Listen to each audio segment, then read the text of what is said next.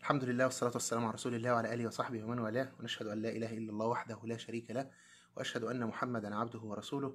أدى الرسالة وبلغ الأمانة ونصح الأمة، فكشف الله تعالى به الغمة وتركنا على البيضاء ليلها كنهارها، لا يزيغ عنها إلا هالك ولا يتبعها إلا كل ذو لب منيب سالك، فاللهم اجزه عنا خير الجزاء.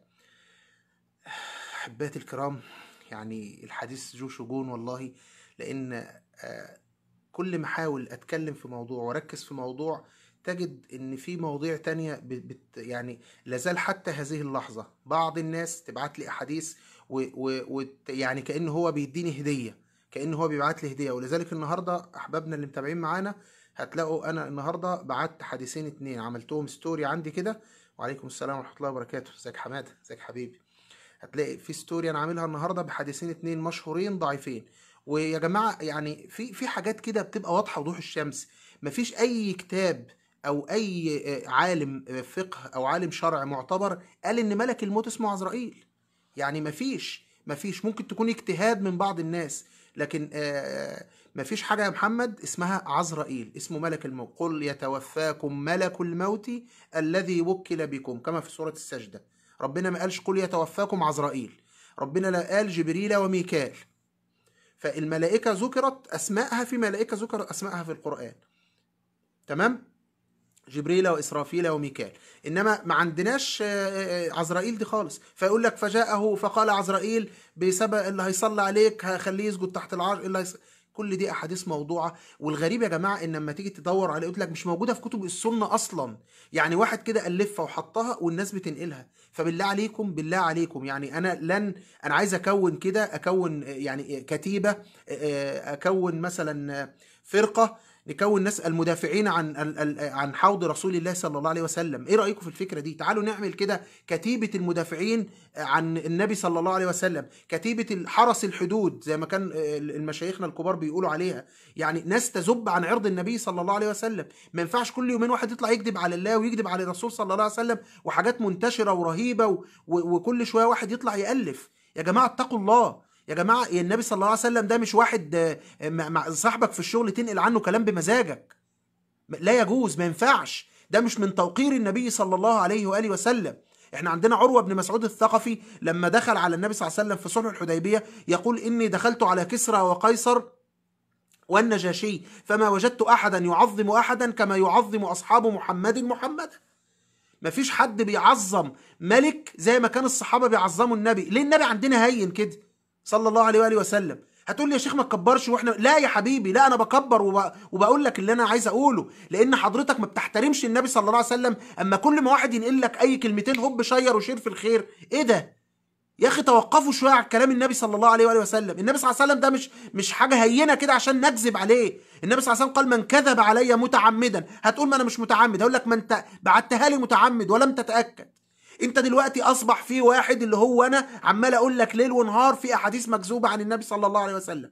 ما تثبت وبعت لحضرتك رابط بسيط خالص تخش من عليه تتوثق، وقلت لك لو الدنيا ابعت لي وانا انا اللي بيبعت لي بيقول لي كلمني واللي بكلمه. حتى في واحد مجنون النهارده بعت لي وقال لي كلمني، ولقيته بيقول لي مش عايز تعمل مساج هبل كده. يعني حسبي الله ونعم الوكيل فيه واحنا صايمين، لكن ربنا يهديه. طبعا عملت له حظر وانتهى الموضوع. ففي ناس كده ربنا يشفيها. لكن انا بقول ان انا اي حد بيبقى عايز حاجه برد عليه. لكن حضرتك استوثق من كلام النبي صلى الله عليه وسلم. مش قاعد تك تك شير شير شير. يا اخي اتق الله. النبي صلى الله عليه وسلم لا تكذب عليه، من كذب عليه متعمدا فليتبوأ مقعده من النار، وفي روايه فليلج النار. ان كذبا علي ليس ككذب على احدكم. كل ده النبي صلى الله عليه وسلم قاله حبيبي في الله. فليه يبقى النبي صلى الله عليه وسلم هين عندنا كده عمالين ننقل اخبار ضعيفه واخبار مكذوبه؟ ده انا النهارده يعني الحديث اللي بعتوه النهارده ده وانا بدور يقول لك لا يوجد في اي كتاب من كتب يعني يا ريته حديث ضعيف، يا ريته حديث ضعيف.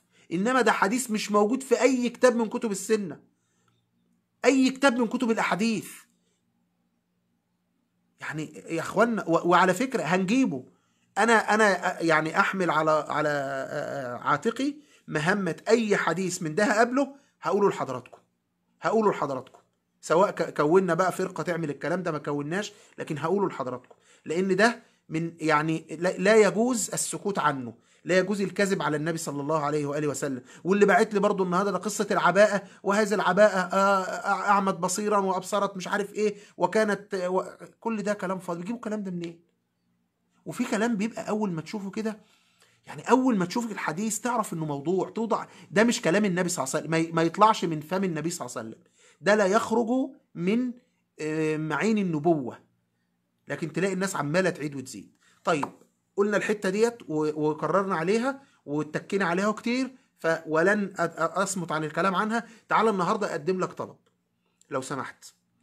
من هنا وجاي احنا كنا بنتكلم في مواضيع في غاية الأهمية بلا شك، لكنها كانت مواضيع يعني لو انا ما قريتش عنها النهارده ممكن اقرا عنها بكره، لكن اللي انا هتكلم عليه من هنا وجاي ده حاجات بتعملها حضرتك كل يوم، فلا يصح ابدا بحال من الاحوال ان انت ترجئها او ترجئ الكلام فيها او ترجئ الاهتمام بيها. اللي انا هبتدي اتكلم فيه من النهارده دي حاجات بتعملها يوميا. فانا بطلب من حضرتك لو انت قاعد في البيت لم ولادك كده معلش، لمهم جنبك وتعالى خليهم يسمعوا اللي انا بقوله. الحلقه بعد ما تخلص ممكن تخش على اليوتيوب تلاقيها، اذا ما حصلتهاش على الفيس هتلاقي الحلقه موجوده، خش في القناه واشترك في القناه عشان يوصلك كل جديد، وتقدر تاخد السلسله حتى لو فاتك حلقات تقدر ترجع لها تاني. واعرف النهارده هنتكلم عن كيف تتطهر وكيف تتوضأ واحكام المياه واداب دخول الخلاء وامور في منتهى الاهميه. هتقول لي يا شيخ انت لسه بتتكلم في الكلام ده؟ هقول لك هقول لك اليهودي جه لسيدنا سلمان الفارسي وقال له يا سلمان لقد علمكم رسولكم أمور دينكم كلها حتى الخراءة، عزكم الله. يعني اليهودي اللي احنا بنقلدهم في كل حاجة، اللي احنا ماشيين في ركبهم في كل حاجة، جه يحسد سيدنا سلمان الفارسي. سيدنا سلمان ده قصة إسلامه روعة، في يوم من الأيام كده هحكيها لكم. قصة إسلامه تبكي الحجر، روعة روعة. يعني كان ابنه دهقان، كان هو ابن دهقان المدينة، يعني ابن كبير التجار أو العمدة أو الزعيم بتاعها، وترك كل ذلك. حتى أنا لما خطبت خطبة الجمعة مرة سميته الباحث عن الحقيقة، إن شاء الله في مرة هنتكلم عنه.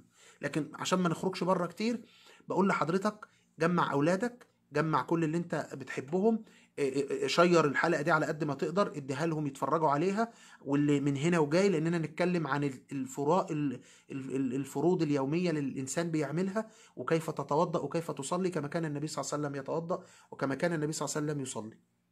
احنا اتكلمنا في حديثنا خلاص حفظناه عن يحيى بن يعمر الى اخره، وقلنا ان هو لما سيدنا عبد الله بن عمر كلمهم قال اني سمعت ابي عمر بن الخطاب رضي الله عنه يقول بينما نحن جلوس عند رسول الله صلى الله عليه وسلم اذ طلع علينا رجل شديد بياض الثوب شديد سواد الشعر لا يرى عليه اثر السفر ولا يعرفه منا احد، ثم جلس الى النبي صلى الله عليه وسلم وساله وجلس اسند ركبتيه الى ركبتيه ووضع يديه على فخذيه وقال يا محمد اخبرني عن الاسلام. قال الاسلام ان تشهد ان لا اله الا الله وان محمدا رسول الله وتقيم الصلاه.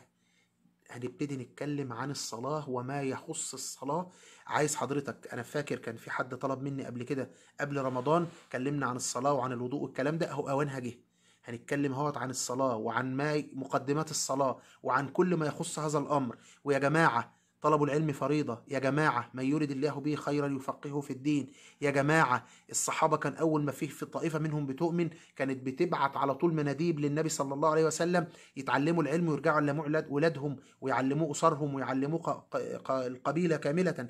احنا اتوجدنا لقينا والدي بيصلي بالطريقة الفلانية بصلي زيه، بيتوضى بالطريقة الفلانية بتوضى زيه، لكن هل احنا جلسنا في مرة وتوضأنا وسألنا ازاي النبي صلى الله عليه وسلم يتوضأ؟ احنا عارفين قصة الحسن والحسين المشهورة والناس اللي كانت وبارك فيك يا حبيبي يا محمد، حبيبي حماد، انت حبيب قلبي والله انت واخواتك. فكان هو النبي صلى الله عليه وسلم كان بيجي زي ما قلت الحسن والحسين ايوه كانوا قاعدين ولقوا راجل كبير بيصلي وبيتوضى غلط، فقالوا له طب احنا اختلفنا في الوضوء تعالى نتوضى قدام حضرتك وقول لنا مين صح ومين غلط، والاثنين اتوضوا صح فعلموه كيف يتوضى.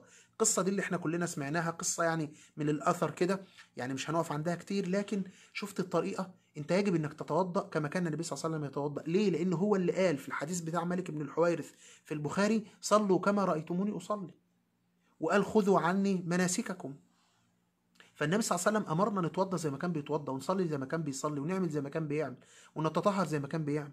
طيب انت دلوقتي يا شيخ قلت هتعمل لنا موضوع ان انت بتاخد الحديث وتشرحه حته حته. شرحنا كل اللي فات ولا وبراء والفضل العلم وفضل القرآن وأدب الصحابة وأدب التابعين، واتكلمنا عن القدر واتكلمنا عن الأمور دي كلها. أمس اتكلمنا عن معنى الإسلام، اتكلمنا عن معنى لا إله إلا الله، قلنا في 7 شروط للا إله إلا الله، في 7 شروط للا إله إلا الله قلناهم امبارح، اللي عاوز يرجع لهم يرجع للحلقة ويشوفها. النهاردة بنتكلم كما جاء ترتيب الحديث. أما سأل سيدنا جبريل النبي صلى الله عليه وسلم قال يا محمد أخبرني عن الإسلام، قال أن تشهد أن لا إله إلا الله وأن محمدا رسول الله، وقلنا ما معنى الإسلام ومعنى لا إله إلا الله، وقلنا وتقيم الصلاة. طيب أنا هتكلم عن إقامة الصلاة النهاردة. طيب أنت لما تيجي حضرتك تصلي، مش في حاجة لازمة قبل الصلاة؟ أنا ممكن لو أنا عايز بكلمكم دلوقتي قلت يا جماعة عايز أقوم أصلي، هتقولوا لي أنت متوضي؟ يبقى لازم أتوضى. النبي صلى الله عليه وسلم بيقول إيه؟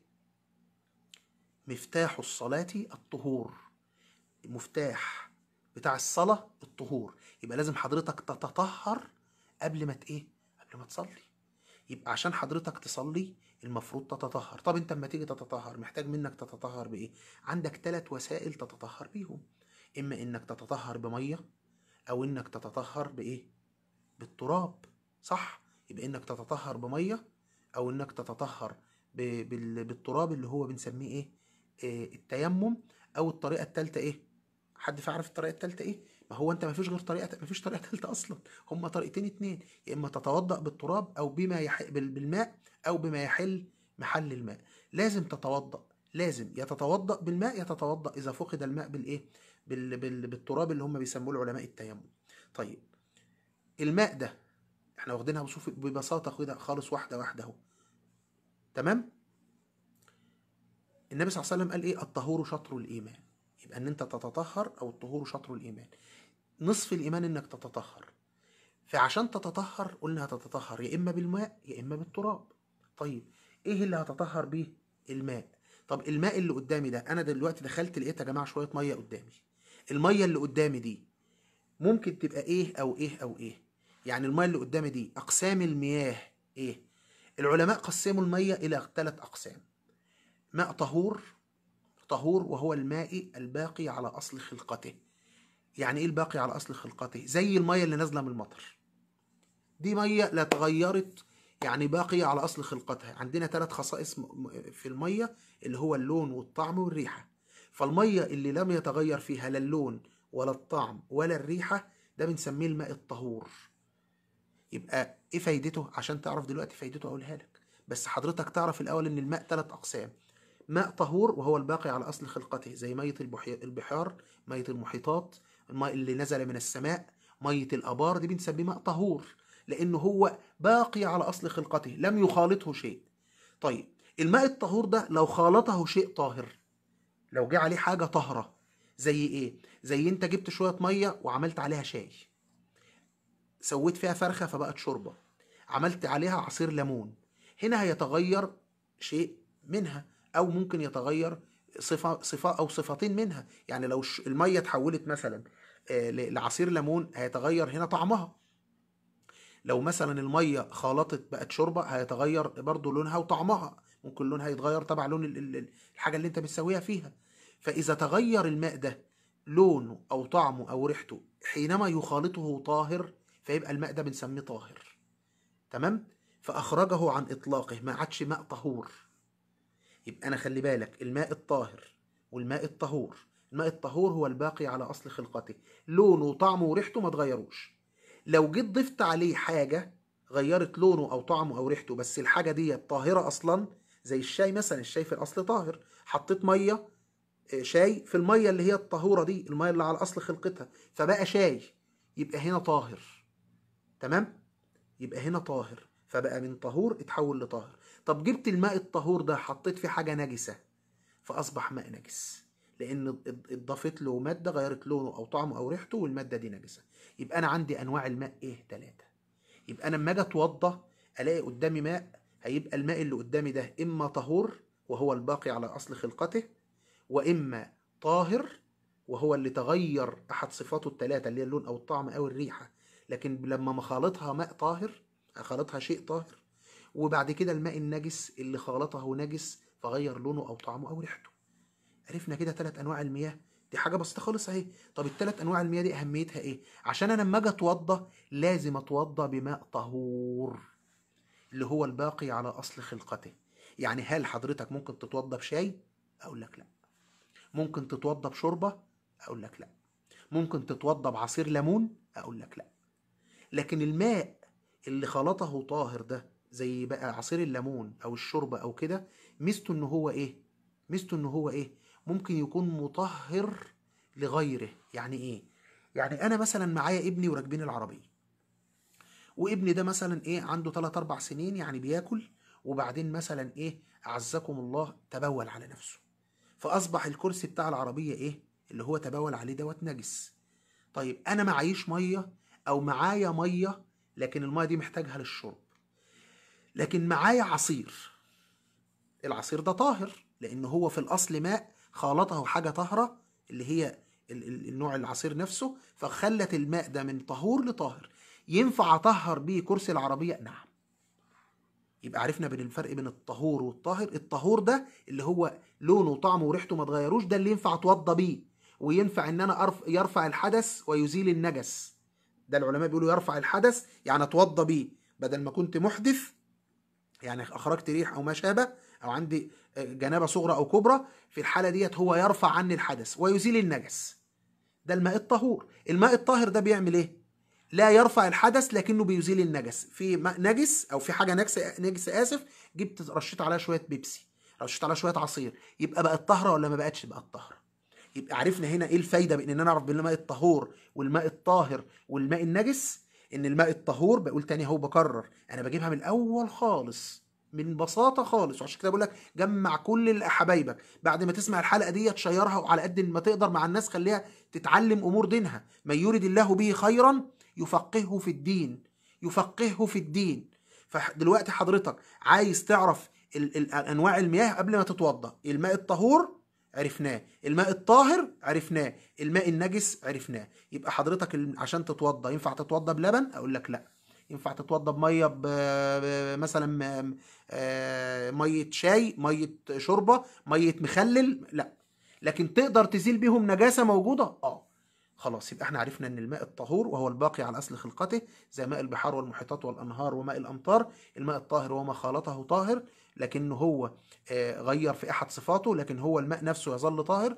او الماء الاخير اللي هو ماء ايه النجس، اللي هو خالطه نجاسه، وده اللي هو بيظل ده طبعا لا ينفع، لا يرفع حدث ولا يزيل نجس ولا بستفيد منه في اي ايه حاجه، لانه هو ماء نجس. طيب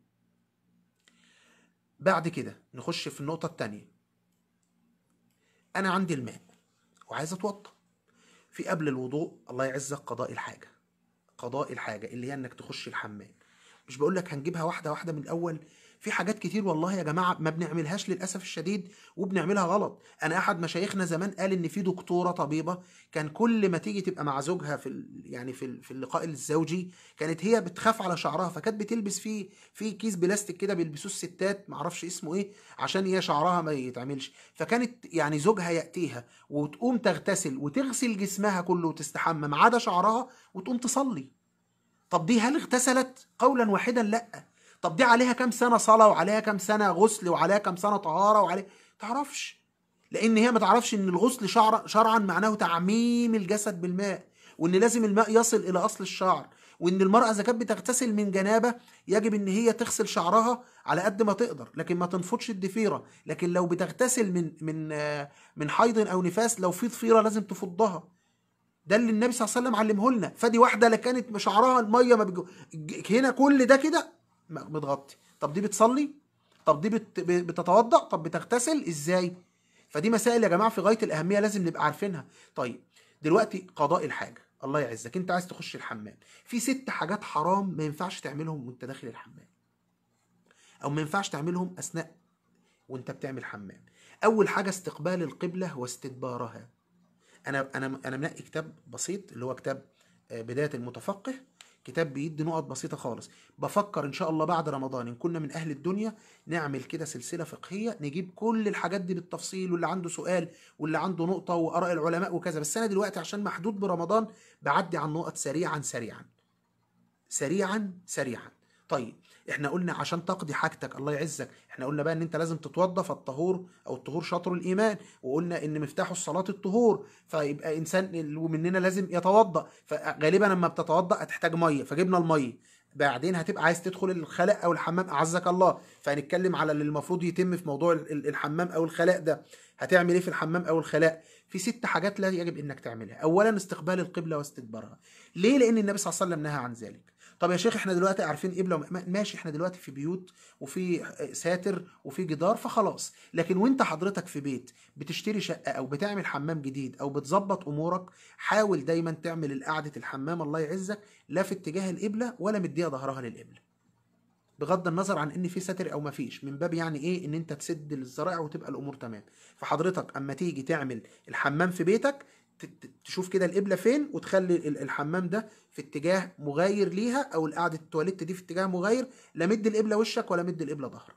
طيب تاني حاجه، يحرم قضاء الحاجه في اتجاه القبله او في استدبار القبله بلا حائل، وانا قلت بلا حائل، دلوقتي في حيطان فخلاص. تاني حاجه في قارعه الطرق، في قارعه الطريق والظل وموارد الناس، ما يجيش واحد في طريق الناس ماشيه فيه ويقضي حاجته، يعني عورته تظهر ويسوء الناس والناس تشوف القذورات بتاعته حاشا لله يعني، فطبعا هذا ايه برضو منهي عنه. تالت حاجه وسط القبور، ما ينفعش واحد يجي في وسط القبور كده، دي اماكن يعني المفروض ان لها قدسيتها، مش قدسيه بس، يعني الانسان فينا ما ينفعش ان هو يعني يعمل فيها حاجه زي كده، فما ينفعش انك برضو تقطع حاجتك وسط القبور. رابع حاجه، لا ينفع قضاء الحاجه في الماء الراكد. يا جماعه بالله عليكم، احنا بنتكلم اهوت واحده واحده في الحاجات ديت من الاول خالص، عشان حضرتك تبقى عارف جبناها من الف ب. وانا كان طالب مني الكلام ده قبل رمضان واحنا بننفذه اهو. وكان برضو اخ سالني عن الصلاه، هكلمك عن الصلاه، لان كان في واحد سالني قال لي الصلاه وما بصليش ومش محافظ وكلام من ده. هقول لك بس شويه حاجات كده عند ما ادخل على الصلاه بعد ما اخلص الوضوء. يكفي ان انا اقول لك ان النبي صلى الله عليه وسلم وهو على فراش الموت كان يقول الصلاه الصلاه وما ملكت ايمانكم. النبي صلى الله عليه وسلم يقول العهد الذي بيننا وبينهم الصلاة، من تركها فقد كفر. ربنا يقول فويل للمصلين الذين هم عن صلاتهم ساهون. ما سلككم في سقر؟ قالوا لم نكن من المصلين. كل ده هنقوله، بس احنا بندي لقطة دلوقتي، فحضرتك خليك معايا. انت اجمل يا حمادة. عندي اماكن لا يجوز ان حضرتك تتبول فيها او تقضي حاجاتك فيها. قلنا وسط القبور، وقلنا في الماء الراكد، وقلنا استقبال القبلة او استدبارها، تمام. الخامسة بقى في المسجد، وحديث الرجل اللي دخل وتبول وعرفنا بعد كده انه كان لا يعرف ان ده من المسجد، والنبي صلى الله عليه وسلم قال اهريقوا على بوله سجلا من ماء او دلوا من ماء، فعرفنا ان هو لا يجوز كده. سادس حاجة، لا يجوز الاستنجاء بروث او عظم او طعام. حضرتك داخل الحمام وحبيت تستنجي او تنظف، حضرتك ما ينفعش تعمل ده لا بروث اللي هو الله يعزك اللي هو فضلات الحيوانات، ولا بعظم ولا بطعام، ولا بعظم ولا ايه بطعام. ويكره انك تتكلم اثناء قضاء الحاجة، او انك تتبول في مهب الريح عشان البول ما يرجعش على ثيابك فينجسها، لان بول الادمي نجس. او تستصحب ما فيه ذكر الله داخل الحمام، ما تشيلش مصحف في جيبك، ما تشيلش كلام من ده. لكن طبعا تقول لي الموبايل في قرآن، خلاص ده حاجه، هنشيل القرآن من الموبايل ازاي؟ وهتسيب الموبايل مره يتسرق، فما فيش مشكله، لكن ما تشيلش مصحف وتدخل بيه، تمام. والاستنجاء باليمين دايما. المستقذرات، الحاجات اللي هي القذره اللي الانسان ما يحبهاش، زي ان عايز مثلا الله يعزك تستنثر، دايما بايدك الشمال. عايز تغسل تنظف ايه بايدك الشمال، وهكذا دايما الشمال. وذلك الستات حتى الاخوات اللي عندها ابن صغير وبتغير له تلاقيها بتغير بايد اليمين، يعني ده يعني نفسيا كده مش مقبول. اختي الفاضله لازم تغيري له وتنظفيه وتمسحي له بايدك الشمال زي ما بتمسحي لنفسك بايدك ايه الشمال. يبقى احنا كده اتكلمنا عن ايه؟ عن قضاء الحاجه. قلنا يا جماعه عندي في 6 حاجات يجب ان انا اراعيها لانها تحرم وانا بقضي الحاجه. تحرم ان حضرتك تقضي بولك، او انك تعمل تستقبل او تستدبر القبله ببول او غائط. وقلنا يحرم ان حضرتك برضو تعمل في المسجد او في الطريق او في الظل وموارد الناس، او ان حضرتك تعملها انك تستنجي بروث او ايه او عظم. طيب ماشي، نخش على النقطه اللي بعد كده عشان نبقى ماشيين واحده واحده كده خالص في كل الحاجات اللي الانسان فينا هيحتاجها ان شاء الله في امور الصلاه وما الى ذلك. طيب ايه تاني؟ بسم الله والصلاة والسلام على رسول الله. طبعا عندما تقضي حاجتك في حاجات كده يا جماعة ايه مستحسنة، يعني مستحب ان حضرتك تعملها، يعني تقدر تقول عليها انها ايه حاجات مستحسنة. زي ايه؟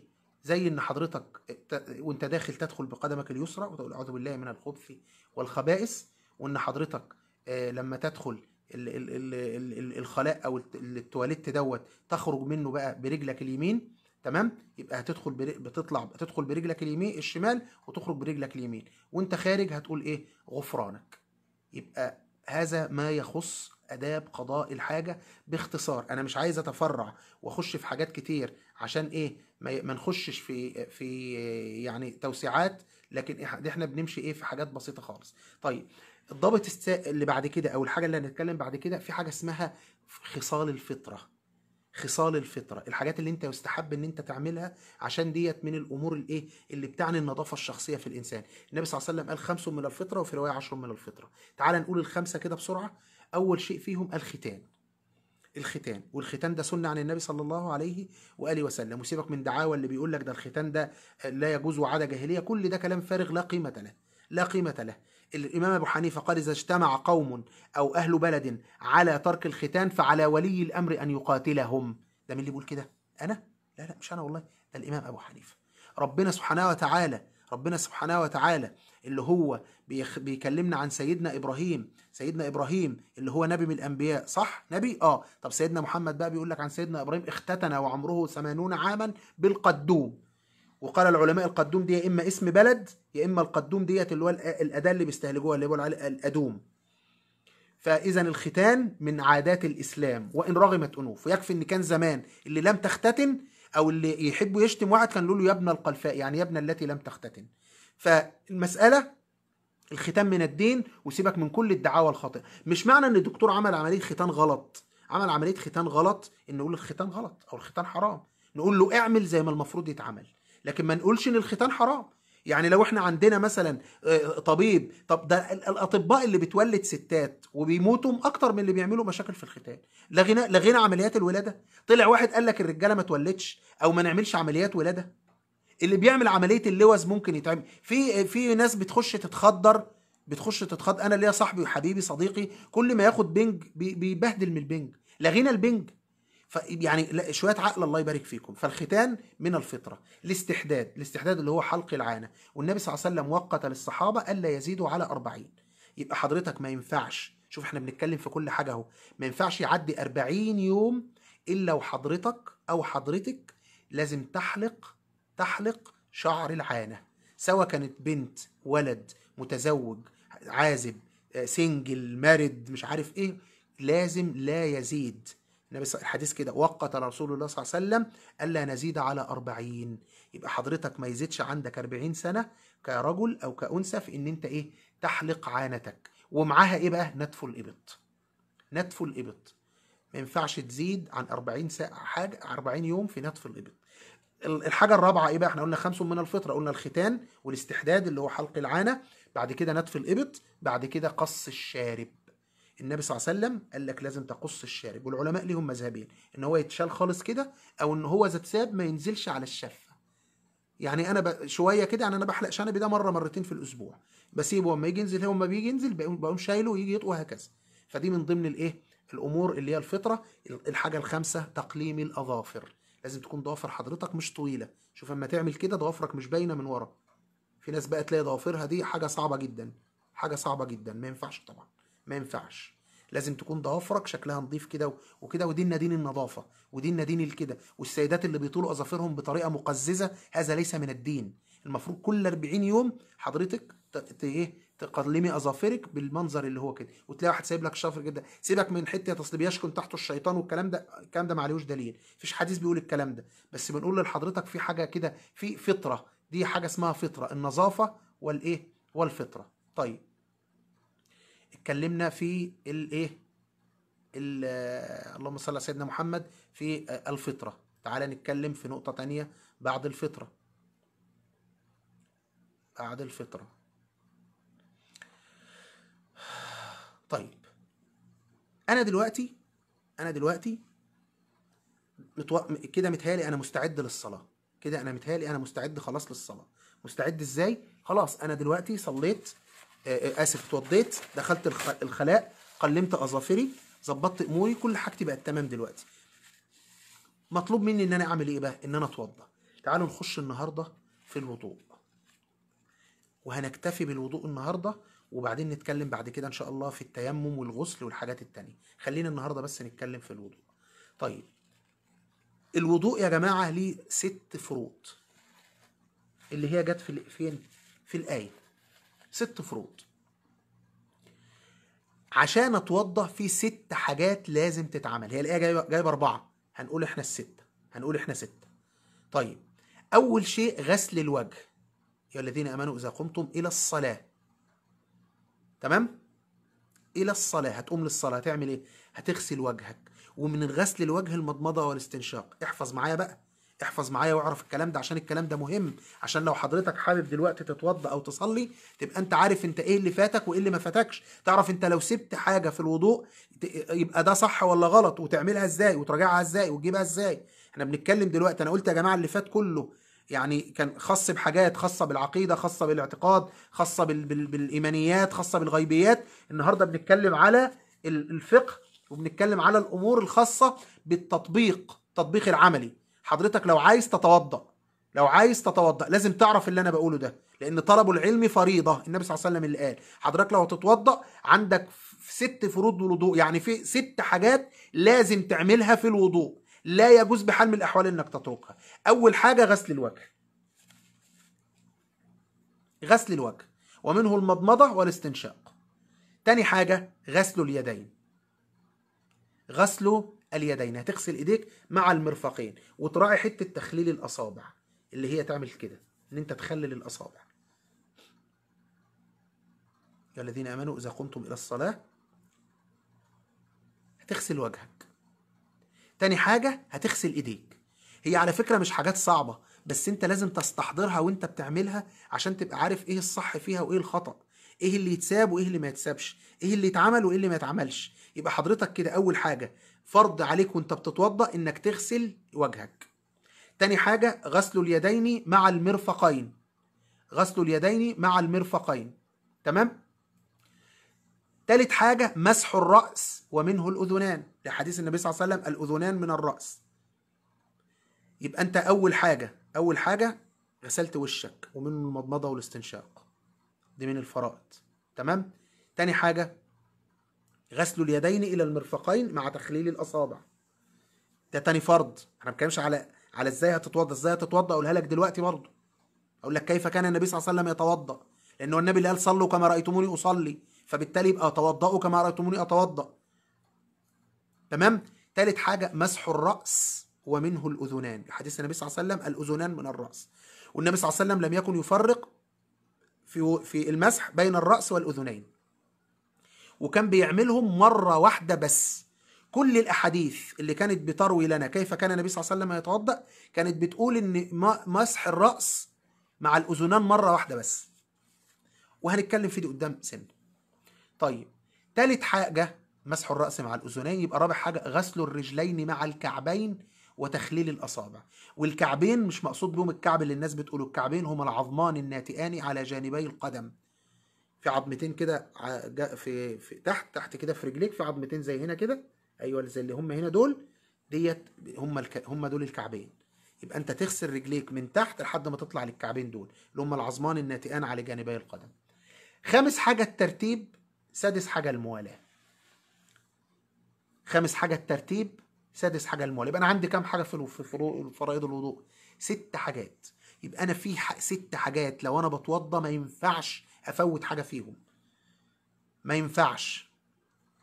أغسل وشي ومنه المضمضة والاستنثار، أغسل اليدين إلى المرفقين مع تخليل الأصابع، مسح الرأس ومنه الأذنان، غسل الرجلين مع الكعبين مع تخليل الأصابع، الترتيب والموالاة. طب أنا لما أدخل هتوضى إزاي بقى؟ قول لي وإيه الترتيب وإيه الموالاة؟ الترتيب اللي أنا هقوله دلوقتي، الترتيب ده إنك تغسل إيديك 3 مرات مع تخليل الأصابع، 3 مرات تغسل إيديك 3 مرات، وبعدين تملى شوية مية بإيدك اليمين دي كده، وتحط شوية مية في بقك والقليل على أنفك، وبإيدك الشمال تنزل، لأن النبي صلى الله عليه وسلم لم يكن يفرق بين الاستنشاق والاستنثار.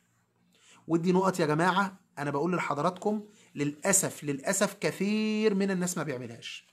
في ناس كتير جدا ما بتعملهاش، بتتوضى زي ما كانت بتشوف أهلهم بيتوضوا وخلاص. فأنا بقول لحضرتك كيف كان النبي صلى الله عليه وسلم يتوضأ، وأنا مش عايز أخش في تفريعات.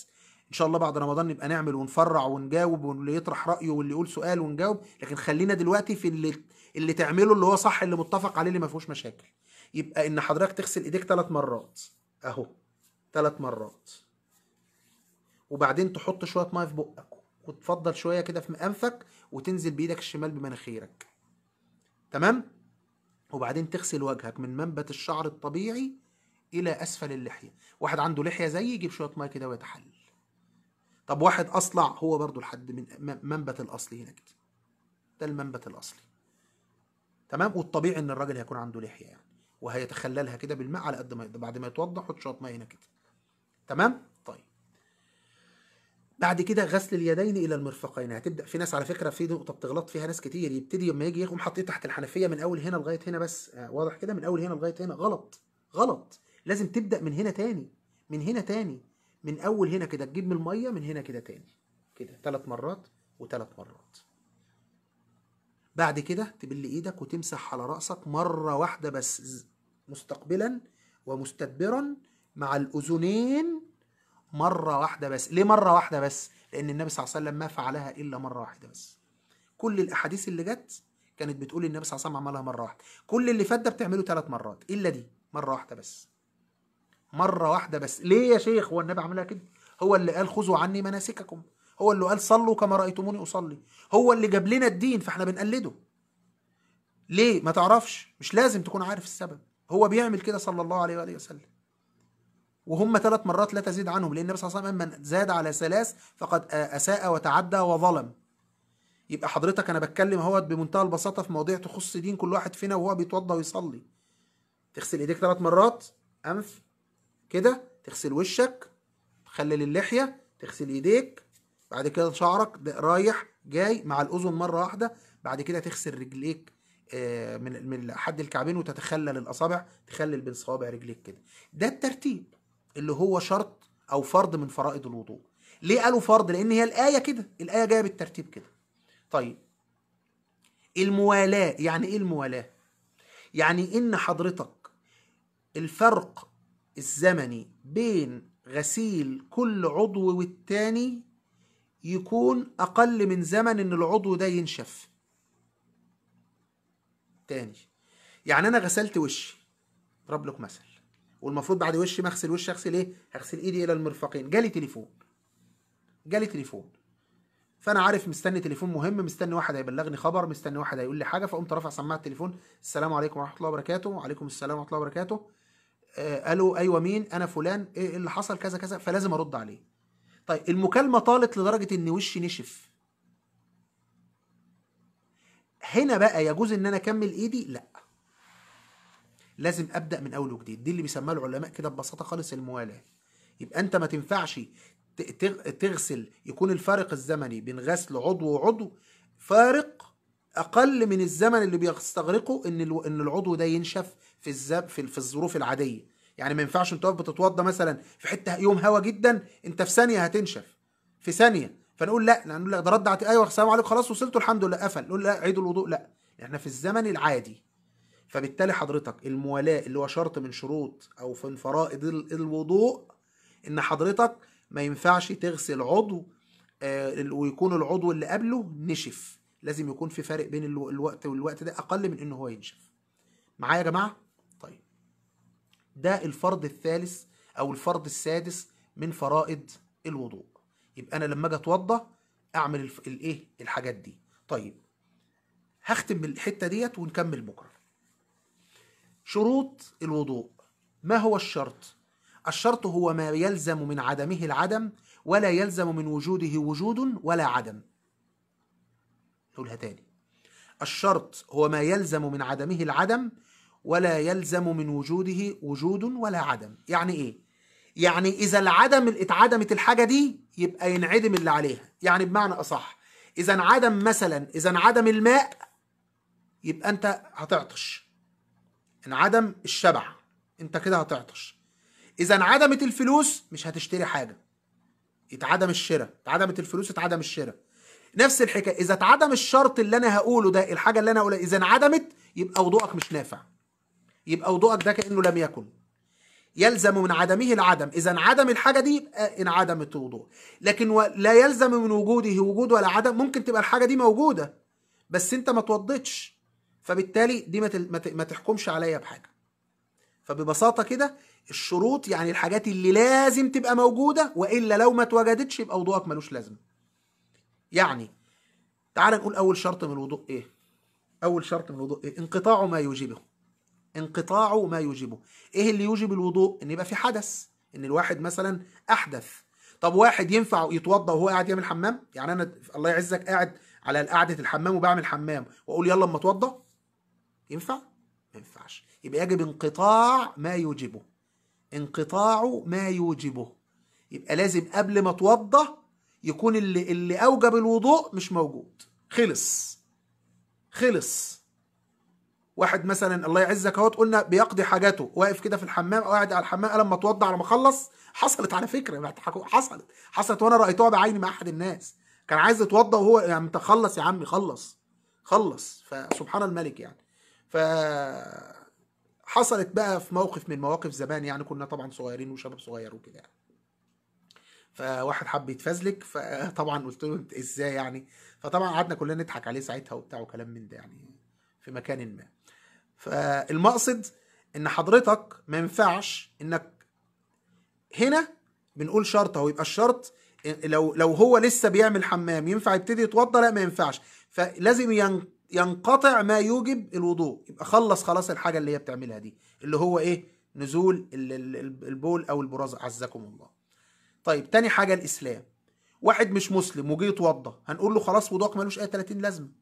اشهد الشهاده الاول. يعني يجي لنا مثلا واحد، واحنا مثلا هنا في السعوديه المباركه، شاب كده ربنا كرمه وقال انا هدخل في الاسلام، نقول له طب يا ابني تعالى هتنطق الشهاده؟ طب انا هتوضا قبل ما انطق الشهاده. نقول له يا حبيبي ما ينفعش، وضوءك باطل.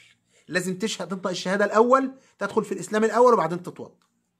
طيب النيه، انما الاعمال بالنيات. ما فيش عمل في الشرع يقبل الا بنيه، انما الاعمال بالنيات وانما لكل امرئ ما نوى. يعني ايه؟ يعني هتقول لي واحد دخل يشطف وهو بيشطف غسل كل الكلام ده لكنه لم يكن ينتوي الوضوء، وضوءك مش سليم يا حبيبي. ما انتش ناوي، انت لم تكن تنوي. انت داخل تشطف، ودي نقطه بتقابلنا كتير، يقول لك انا في حر وفي حراره بتاع داخل الشطف. ماشي يا عم خش الشطف. هتصلي؟ اصلي، ما انا لسه مش شطف. كنت بتنوي؟ عملت الموالاه، عملت الترتيب، عملت الست حاجات؟ لا خلاص يا حبيبي ما ينفعش. ده انت كفايه النيه لوحدها، انت ما فيش نيه اصلا وانت بتشطف. عرفتوا كأهمية اللي أنا بقوله إيه؟ فأنا عندي 7 شروط للوضوء، عندي 6 شروط، 6 فرائض للوضوء. خلي بالك كده احفظ معايا 6 فرائض. 6 فرائض اللي هم إيه؟ الست فرائض؟ قلنا الوجه ومنه المضمضة والاستنشاق. قلنا إيه؟ اليدين إلى المرفقين مع التخليل. قلنا إيه؟ مسح الرأس ومنه الأذنان. قلنا إيه؟ غسل الرجلين إلى الكعبين. قلنا إيه؟ الترتيب. قلنا إيه؟ الموالاة اللي هو ما يلحقش عضو ينشف. كده 6 حاجات هم فرائض الوضوء. اعرفهم وعرفهم لأهلك، عرفهم لزوجتك، عرفهم لأولادك، إن هم لما يجوا يتوضوا كده. لأن لما جه واحد يتوضى مرة وفي قدمه قدر اللمعة، النبي صلى الله عليه وسلم قال له إن أنت لم تتوضأ، ارجع فتوضأ. صح ولا لا؟ ارجع فصلي فإنك لم تصلي، لأن في قدميه قدر اللمعة، من قدر لمعة الدرهم، يعني حتة ما يطلعهاش وضوء فلم يقبل وضوء، لا يقبل. فبالتالي حضرتك لازم تعرف عيالك الوضوء. يبقى 6 فرائض للوضوء، سهلين مش صعبين والله، سهلين.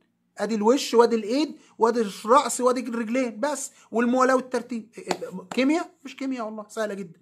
نيجي بعد كده في الايه؟ في شروط الوضوء، شروط صحه الوضوء او شروط الوضوء عشان يبقى سليم لازم اولا ينقطع ما يوجبه، تاني حاجه ان يبقى في نيه، تالت حاجه الاسلام، لازم يبقى مسلم. لو جه واحد كافر وقال لك طب انا هتوضى وبعدين بقول الشهاده، نقول له لا ما ينفعش. تالت حاجه او رابع حاجه العقل، ان يبقى عاقل. لو واحد مجنون ووضيناه نقول له لا وضوءك مش نافع طالما انت مجنون. طالما انت واحد سكران وجه يتوضى نقول له لا وضوءك ما ينفعش، لازم تبقى عاقل. خامس حاجه التمييز، والتمييز ده العلماء اللي قالك ان هو يعرف الصح من الخطأ. يعني يعرف ان هو دي نار ما يمدش ايده فيها، ويعرف ان دي سكينة بتذبح ما يذبحش بيها، وهكذا. التمييز ان هو يبقى مميز، ان يبقى عارف بيميز، وهي قريبة شوية من الايه، من العقل. سادس حاجة الماء الطهور.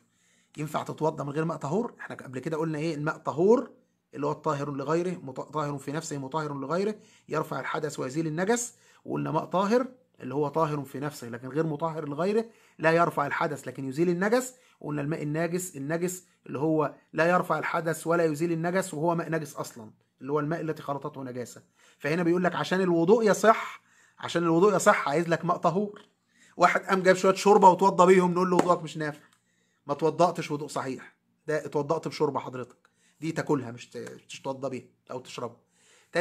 سابع حاجة وهي خاصة بالستات إلى حد بعيد، إزالة ما يمنع وصوله. الستات اللي بتحط طلاق أظافر، ودي كتيرة جدا وبنشوفها كتيرة جدا للأسف، وتقول لك أنا بتوضى إيه يا حاج؟ لازم الماء يصل إلى أصل البشرة، فيجب أن تزيلي ما يمنع وصول الماء إلى أصل البشرة. واحد عايز لابس لك مش عارف ايه كده وبتمنظر، نقول له لا يا حبيبي ما ينفعش، لازم يزيل.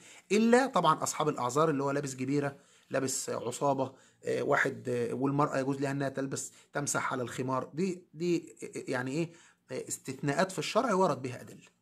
وانا بقول يا جماعه انا مش عايز اخش في تفاصيل كتير، الموضوع هيتسع مننا كفايه، انا متهيألي كده احنا اتكلمنا كتير. فانا بقول لحضراتكم عشان ما نطولش، يكفيك ان انت تعرف الامور اللي انا بقولها دي ببساطه. عندي 7 هم شروط صحه الصلاه، الوضوء. عشان وضوءك يبقى صحيح لازم ال7 دول يبقوا موجودين. اول حاجه انقطاع ما يوجبه، 2 النيه، الاسلام، العقل، التمييز، الماء الطهور، ازاله ما يمنع وصوله. انقطاع ما يوجبه الإسلام، النية، العقل، التمييز، الماء الطهور. انقطاع ما يمنع وصوله، انقطاع ما يوجبه الإسلام، النية، العقل، التمييز، الماء الطهور. انقطاع أو إزالة ما يمنع وصوله. قلتهم أهو سهلين خالص. النهارده اتكلمنا في حاجات كلها بسيطة وسهلة، أنا ما بخشش في حاجات يعني صعبة، لا. الماء 3 أنواع، طهور وطاهر ونجس. اما تقضي الخلاء اوعى تقضيه في المسجد، في قراعة الطريق، في اماكن ان الناس موارد الظل، اوعى تعمله في المساجد، اوعى تعمله في الماء الراكد. وهكذا. قلنا الحاجات اللي هي ممنوع انك تعملها في الماء. قلنا لما تيجي تتوضا في 6 فرائض للوضوء. قلنا لما تيجي تتوضا في 6 شروط عشان وضوءك يصح. كل الحاجات دي قلناها النهارده. اسمع الحلقه تاني مره واثنين وثلاثه اذا كانت في حاجه واقفه قدامك عشان تتذكرها. بكره لازم تبقى جاي حافظ اللي هقوله، عشان اللي هقوله جديد يتراكم على بعضه. انا مش هقول لكم انا هعمل بحث، ولا اقول لكم انا هعمل نتيجه بتاع ده مسابقه ولا بتاع. لازم حضرتك تبقى عارف الكلام ده.